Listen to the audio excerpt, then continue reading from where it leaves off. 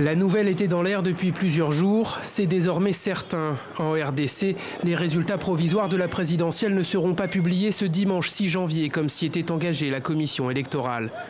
À ce jour, entre 45 et 48% du travail de compilation a été effectué. Le président de la CENI, Corneille Nangaa, a donc affirmé « Les premiers chiffres ne seront pas connus avant la semaine prochaine, sans plus de précision pour l'instant sur le calendrier ». Or, si nombre de Kinois souhaitent suivre le processus, la coupure d'Internet et des SMS décidée par les autorités au lendemain du vote ne leur facilite pas la tâche. Le fait qu'on ait coupé la connexion nous inquiète puisque nous sommes dans le noir et nous ne savons pas comment les choses marchent. Nous puisons les infos sur Internet, mais comme c'est coupé, il nous est difficile d'être informés.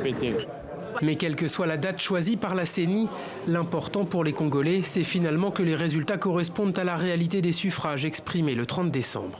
Nous ne sommes pas encore inquiets, nous attendons celui qu'on a voté. Et si on nous publie celui qu'on a voté, tout serait bien. Mais si on ne choisit une autre personne, alors cela, c'est pas qu'est-ce que l'attention serait dans notre pays. Si la CENI ne publie pas les résultats que le peuple attend, il se chargera d'elle. Le peuple s'est maintenant réveillé, le peuple est debout. Et je répète, si la CENI ne publie pas les résultats attendus, le peuple se chargera de la CENI.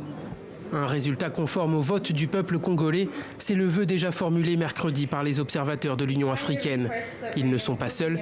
La CENCO, la conférence épiscopale, qui affirme connaître le nom du vainqueur de l'élection, réclame la même chose. Tout comme l'Union européenne et les États-Unis, qui en début de semaine demandaient au gouvernement congolais de ne pas couper les moyens de communication.